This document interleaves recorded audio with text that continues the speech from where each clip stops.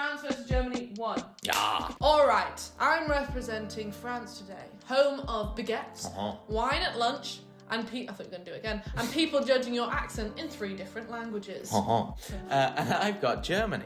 Land of punctual trains, efficient systems, and beer. So good, it deserves its own national holiday. We're breaking down which country is actually better for teaching English. Salary, visas, lifestyle, and all the real stuff. No stereotypes. Okay, well maybe just a few. There's loads. Okay, starting off with average monthly salary. In France, most TEFL teachers earn between 1,200 to 1,600 euros per month. This is usually part-time work, around 15 to 20 teaching hours a week. If you're in Paris, you might earn a little more, but trust me, rent will eat that extra money immediately. Paris said, you thought. Paris said, you thought. Outside the capital, like Lyon or Toulouse, your salary stretches further, but you're still not saving much at all. France is about experience rather than stacking up cash. Well, Germany pays better. Teachers usually earn between 1,500 euros and 2,200 euros per month. And the best part, you actually get paid on time. Boom! Every month. Because Germany doesn't play about with the payroll. If you go freelance, which is super common here, you can earn 20 to 30 pounds per hour. More than you. Excuse me. Especially with those corporate clients. Degree versus TEFL certificate. France is strict. You basically need a bachelor's degree to work legally anywhere. No degree? They won't even open your application, honey. Private schools also want degree, TEFL certificate, and sometimes your blood type. What? France loves paperwork. Now, Germany is way more flexible. Some schools will accept just a TEFL certificate, so no degree, you can still work there. Of course, having a degree helps you earn more, but it really isn't mandatory. Term dates and hiring seasons. So, for France, it follows the traditional school calendar, September to June. Hiring happens usually in August time. Miss that window, you're waiting till January of the next year. France plans everything months in ahead, almost like the Germans. Spontaneity is illegal here. Oh, that's a bit mean. Literally. Germany also does start around September, but private language schools hire all year round. So you could show up in April, June, November. Months of the year. And still find work. Teaching experience. Teaching experience. France is more beginner friendly. They train you at school, they support you at the school. They guide you. At the school? At the school. It's perfect. It was your first teaching job. Now, Germany will hire beginners, but they expect you to be a bit more confident. So there's no hand-holding, there's no training sessions, very much figure-it-out energy. Peak German behaviour. Housing and flights. Let me break your heart. No free housing, no free flights. You pay your own airfare.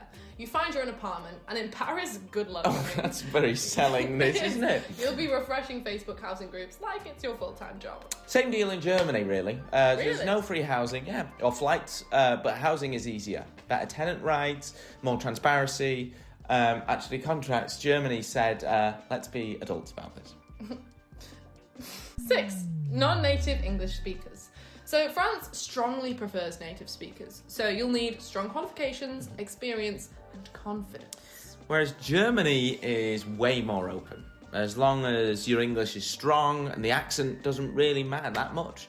Germany said skill over passport. Love to see it. 7. Age restrictions. So government programs usually cap at about 35 years old. So if you're like 36, France said no. Germany has no age limits. 25? Cool. 45? Cool. 65? Awesome. So as long as you bring the energy and professionalism, you will be fine. 8. Cost of living and daily prices. So outside of Paris, rent is 500 to 800 euros, coffee 2 to 4 euros, croissant 1 to 2 euros, and a meal out is 12 to 20. Groceries 200 to 300. Paris, rent is 900 to 1200 euros for one room. No. And that room will be tiny, slanted ceiling, no elevator. Very Emily in Paris core. Germany, rent 500 to 900 euros, coffee will be 2 to 3 euros, doner kebab 5 euros, a meal out 10 to 18 euros. Germany is cheaper overall and you get space, dishwashers, washing machines, good old German luxury. 9. Work visas.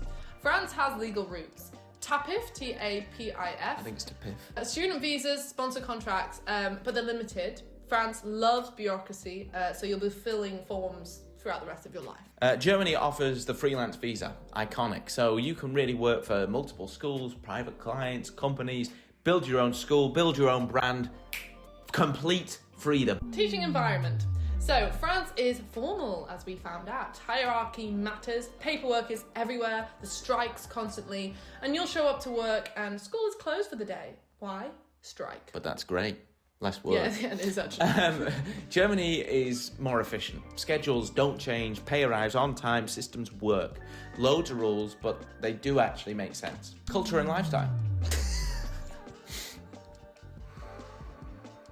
France is long lunches, wine on weekends, fashion everywhere, people correcting your pronunciation, very judgmental, but iconic.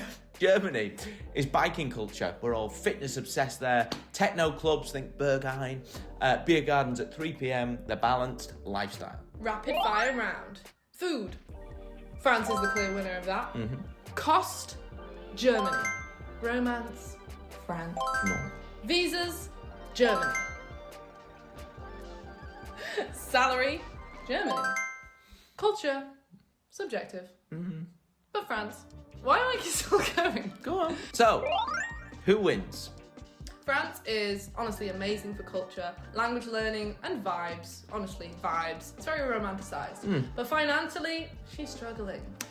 Germany just does win objectively for TEFL. It's higher pay, better visas, more job flexibility, lower cost of living, and it all comes in on time. Germany wins though. By our scientifically backed point system. Well, what do you think? Baguette or bratwurst? Paris or Berlin? Tell us in the comments. And don't forget to subscribe for more TEFL comparisons. See you next time. Bye.